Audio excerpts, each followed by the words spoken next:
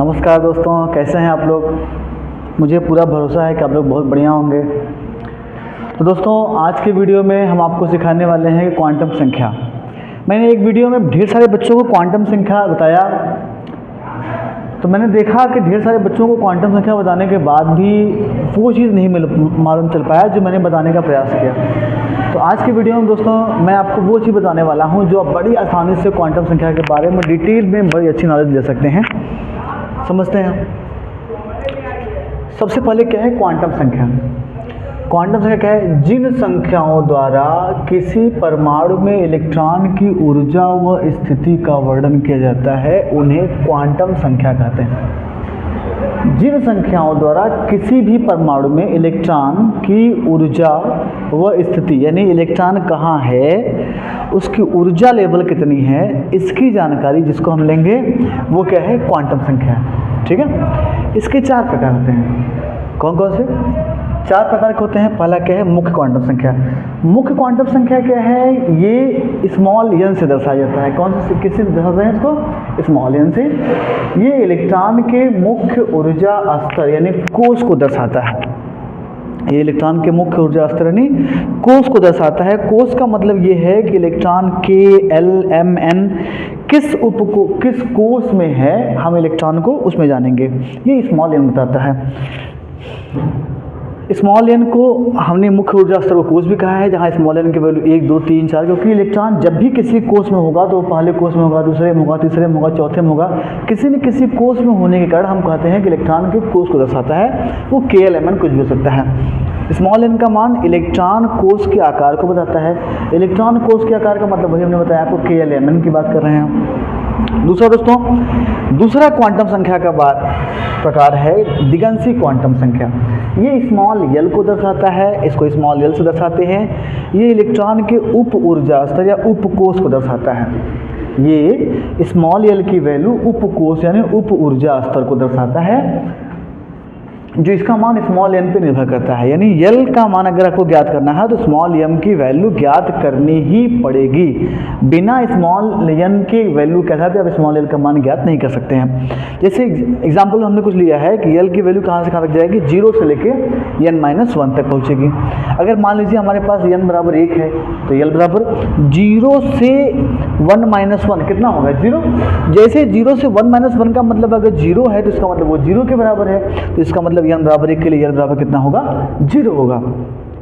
Hello, कितना होगा? 0 होगा। ऐसे ही n बराबर 2 है। अगर n बराबर 2 ले लिया तो 2 0 से 2 - 1 कितना हो जाएगा? 1। तो 0 से 1 का मतलब क्या? 0 और 1 हो सकता है, क्योंकि इनकी संख्या पूर्णांक में होती है, इसलिए पूर्णांक में 0 और 1 आएगा। ऐसे ही हमने कहा n बराबर 2, n बराबर 3 ले लिया। जैसे ही n बराबर 3 लेंगे, 3 में से 1 जाएगा 2, तो 0 से 2 तक 0, 1 और 2 ये 3 संख्याएं मिलेंगी। तो इसका मतलब क्या है कि l की जो वैल्यू होती है वो 0 से लेके कुछ भी n-1 तक पहुँचती है, उसके आधार पर हम गणना कर सकते हैं। अगर हम उप ऊर्जा स्तर को देखें तो s/p/df से दर्शाते हैं। यानी l बराबर अगर 0 है तो उप ऊर्जा स्तर का मान s होगा। अगर l बराबर 1 है तो उप ऊर्जा स्तर का मान p होगा। अगर l बराबर 2 है तो उप ऊर्जा स्तर का मान d होगा। अगर l बराबर 3 है तो उप ऊर्जा स्तर का मान f होगा। किसी भी स्मॉल एन के लिए हम कह सकते हैं स्मॉल एल, किसी भी स्मॉल एन के लिए स्मॉल एल के कुल मानों की संख्या स्मॉल एन के बराबर होगी। जैसे अगर एन बराबर 1 है तो उप ऊर्जा स्तर की संख्या कितनी हो जाएगी? 1। जैसे क्या है वो? 1s, क्योंकि पहले कोष में केवल 1 आएगा। ऐसे ही अगर स्मॉल एन की वैल्यू 2 है तो उप ऊर्जा स्तर की संख्या कितनी हो जाएगी? 2, जिसकी वैल्यू 2s और 2p के बराबर है। ऐसे ही स्मॉल एन की वैल्यू अगर 3 है तो उप ऊर्जा स्तर की संख्या 3 हो जाएगी, जैसे 3s 3p 3d के बराबर होगा। ऐसे ही अगर 4 है तो 4 उप ऊर्जा स्तर की संख्या आएगी, जिसको 4s 4p 4d और 4f के आधार पर हम गणना कर सकते हैं। तो इसका मतलब ये है कि अगर हमें n का मान दे दिया जाए तो हम उप ऊर्जा स्तरों की संख्या को भी हम कैलकुलेट कर सकते हैं। बहुत ही आसान ट्रिक है ये। और तीसरा प्रकार आता है क्वांटम संख्या का चुंबकीय क्वांटम संख्या। ये उसको बताता है जो उप ऊर्जा स्तर है उसमें कौन सा ऑर्बिटल है। जैसे उप ऊर्जा स्तर में हमारा s/p/df है, आपको पहले हमने बताया था ऑर्बिटल के प्रकार में तो उसमें जैसे s ऑर्बिटल है तो वो 1 प्रकार का होता है, p ऑर्बिटल है 3 प्रकार का होता है, d ऑर्बिटल है 5 प्रकार का होता है, f ऑर्बिटल है 7 प्रकार का होता है। तो वो p के किस में है, px py pz में है, d के किस में है, dxy dyz, इन सभी की जानकारी हमें देता है चुंबकीय क्वांटम संख्या, जिसको स्मॉल m से दर्शाते हैं। इसकी वैल्यू +L से -L तक होती है।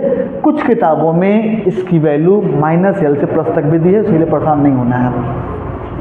अब यही इसके लिए भी कंसेप्ट है, अगर उप ऊर्जा स्तर का मान आपको स्मॉल l दिया है तो क्वांटम संख्या, चुंबकीय क्वांटम संख्या स्मॉल m के बेसिस पे आप ऑर्बिटलों की कुल संख्या को भी कैलकुलेट कर सकते हैं। जैसे अगर l बराबर 0 है तो क्वांटम संख्या स्मॉल m का मान 0 आएगा, और उसके लिए l की ऑर्बिटलों की कुल संख्या कितनी हो जाएगी, 1 हो जाएगी। अगर p है तो उसके लिए उप ऊर्जा स्तर का मान 1 होगा, और उसके लिए क्वांटम संख्या स्मॉल m की वैल्यू 3 संभावनाएं हैं, +1 0 -1, वो इसी फॉर्मूले से निकल के आता है। अगर देखा जाए तो कुल मिला के कितने हो जाएंगे, ये 3 हो रहे हैं।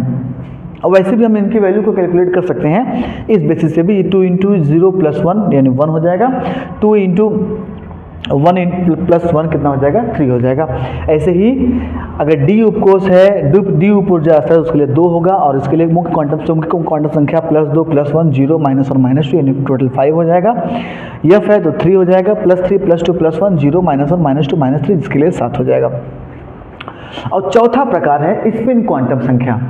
स्पिन क्वांटम संख्या का मान क्या होता है, ये इलेक्ट्रॉन की चक्रण, यानी इलेक्ट्रॉन दक्षिणावर्त घूम रहा है या इलेक्ट्रॉन वामावर्त घूम रहा है, इसकी जानकारी अगर हमें होती है तो वो है चक्रण क्वांटम संख्या के बेसिस से। तो ये क्वांटम संख्या के बारे में थोड़ा सा हमने बताया आपको दोस्तों।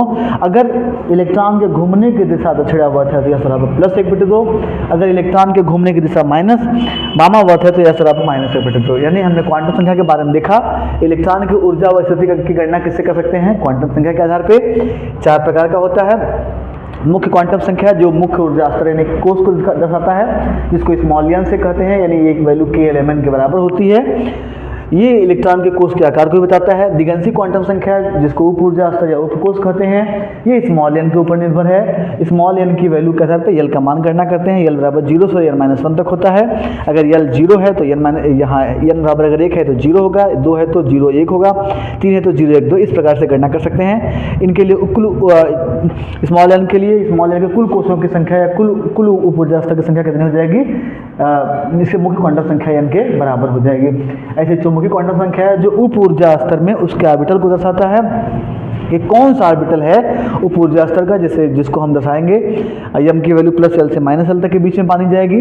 ऐसे ही हमारा यहाँ इसकी गणना कैसे किया गया है वो दिखाया गया है। और स्पिन क्वांटम संख्या जो इलेक्ट्रॉन के चक्कर को बताता है कि इलेक्ट्रॉन दक्षिणावर्त घूम रहा है कि वामावर्त घूम रहा है। ये थोड़ा सा बेसिक हमने आपको जानकारी देने का प्रयास किया दोस्तों। लेकिन अब आपके एग्जाम में अगर क्वांटम संख्या से क्वेश्चन बनेगा, आपके मेन एग्जाम में या आपके कंपटीशन में, देखिए कैसे क्वेश्चन बनता है। आइए हम उसको अब सीखते हैं क्वांटम संख्या के बारे में डिटेल में। तो क्वांटम संख्या पे दोस्तों ढेर सारे क्वेश्चन बन सकते हैं, जो मैं आपको बड़ी ही सरल भाषा में समझाने का प्रयास करूंगा, और जितना हो सके उससे भी सरल समझाने का प्रयास करूंगा।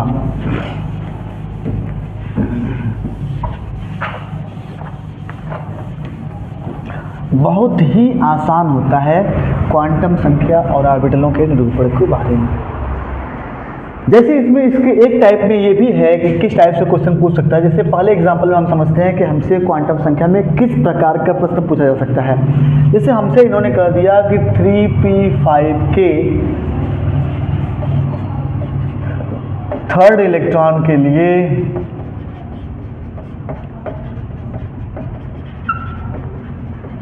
चारों क्वांटम संख्या बताइए। क्या कहा, 3p5 के तीसरे इलेक्ट्रॉन के लिए या थर्ड इलेक्ट्रॉन के लिए चारों क्वांटम संख्या का मान बताइए।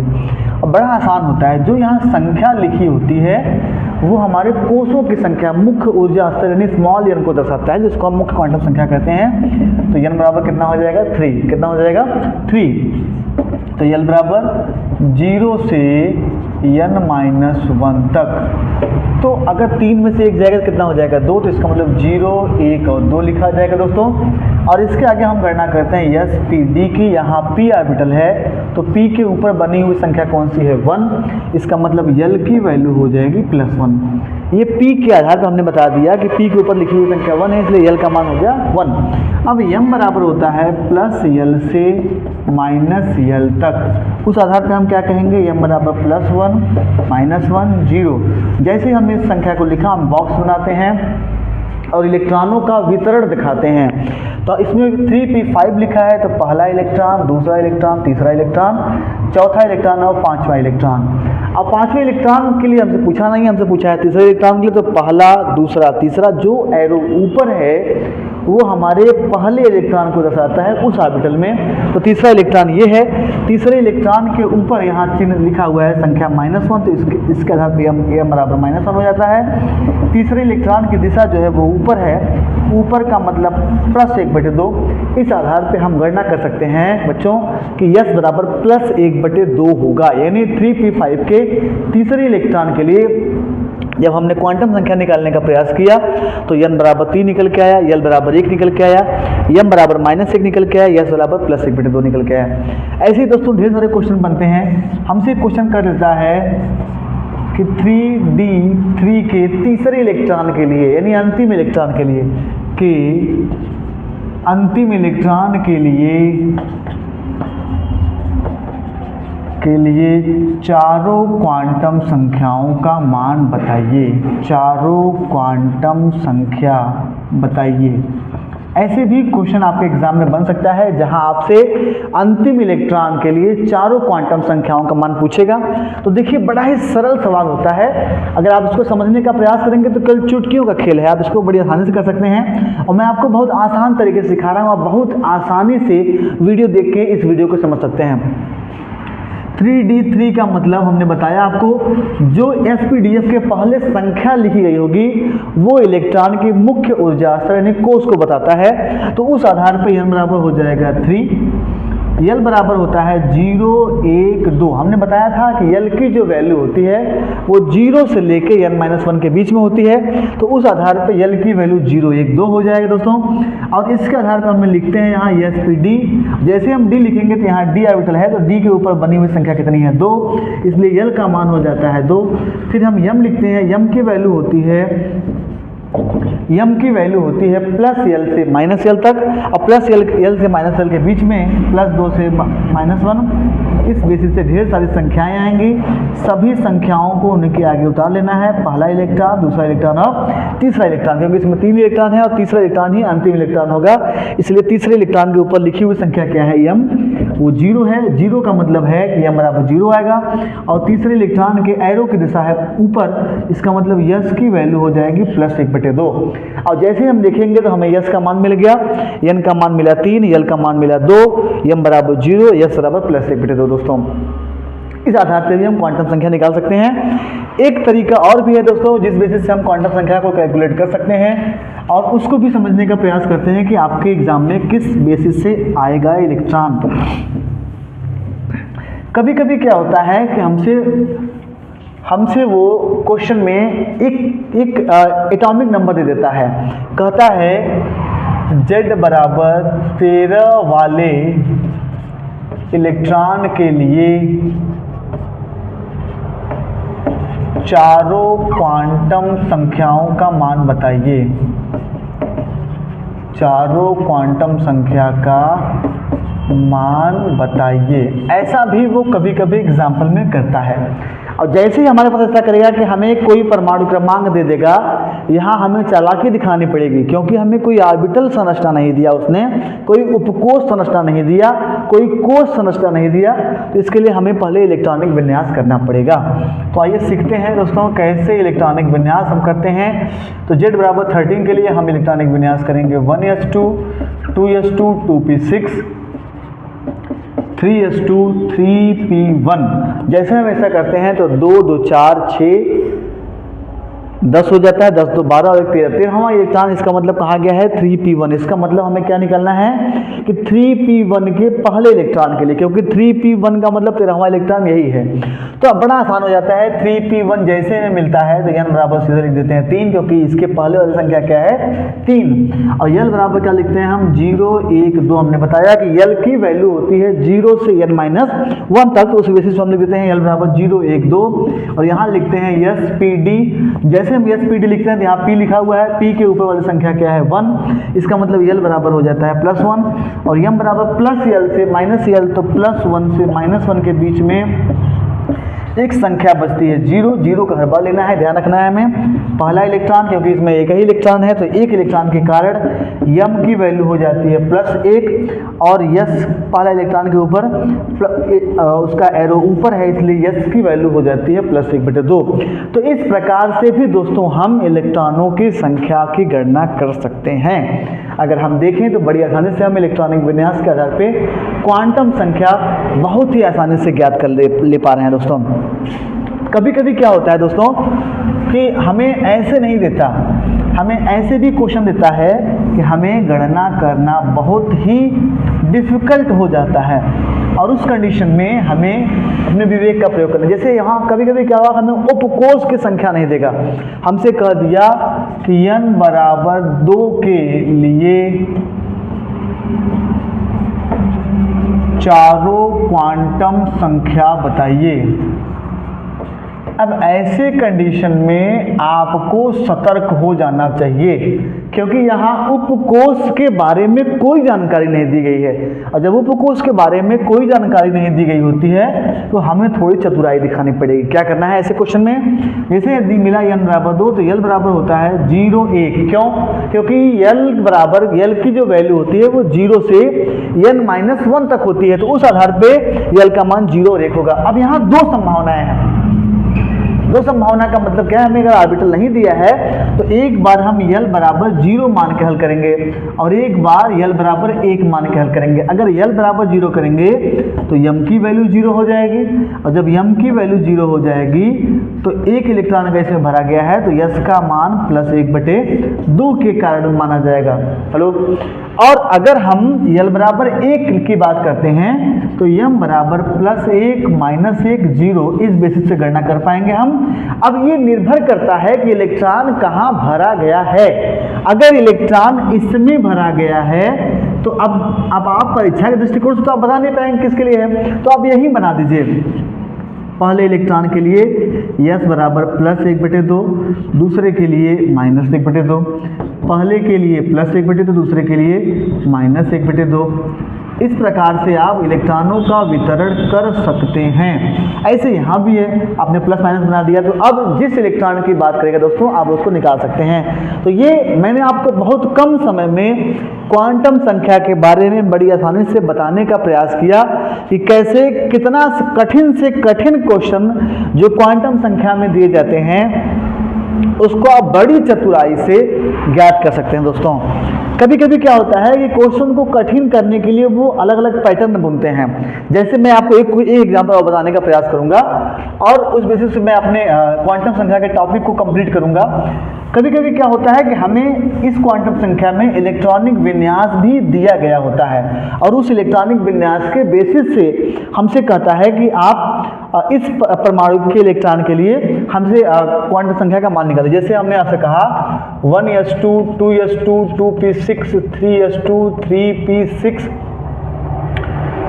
और 3p6 में 12वें इलेक्ट्रॉन के लिए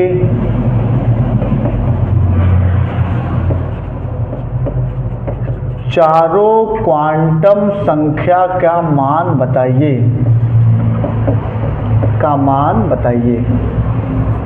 अब दोस्तों कभी कभी ऐसा भी हो जाता है प्यारे बच्चों, तो मैं दिखाने का प्रयास करूंगा। जैसे हमें देखना है कि 12वां इलेक्ट्रॉन, तो 12वां इलेक्ट्रॉन कहाँ मिलेगा, 2 2 4 6 4 10 2 12, तो 12वां इलेक्ट्रॉन क्या है 3s2 में, और 3s2 का दूसरा इलेक्ट्रॉन 12वां इलेक्ट्रॉन होगा। तो हम पहले 3s2 को यहाँ लिख लेते हैं, n बराबर हो जाता है 3, यल बराबर हो जाता है हमारा 0 1 और 2। यहाँ यस ऑर्बिटल है तो यस ऑर्बिटल ऐसे लिखेंगे आप, यस ऑर्बिटल के ऊपर 0 लिखा है तो यल बराबर 0 हो जाता है। और जब यल बराबर 0 हो गया तो यम बराबर प्लस यल से माइनस यल के आधार पे यम की वैल्यू 0 ही आएगी। इलेक्ट्रॉनों का वितरण करते हैं, इसमें 2 इलेक्ट्रॉन है, दूसरे इलेक्ट्रॉन की बात किया है तो यस की वैल्यू हो जाएगी -1/2। जैसे हम यहाँ इलेक्ट्रॉनों का डायग्राम बनाते हैं, यस m बराबर 0 के लिए तो दूसरे इलेक्ट्रॉन को यहाँ भरा जाएगा और दूसरे इलेक्ट्रॉन के लिए यस बराबर -1/2। दोस्तों इतने एग्जाम्पल्स और इतने डिफिनेशन के बेसिस से मुझे पूरा भरोसा है कि आप क्वांटम संख्या के टॉपिक को बहुत ही अच्छे से, बहुत ही गहराई से सीख चुके होंगे। आगे के वीडियो में कल मैं आपको ऑर्बिटल के बारे में एक बार फिर से बताने का प्रयास करूंगा और मैं एक बार नए सिरे से पूरे जोश के साथ आपको बताने का प्रयास करूंगा ताकि आप पूरे टॉपिक को अच्छे से क्लियर कर सकें। नमस्कार, नमस्कार, जय नमस्कार, धन्यवाद।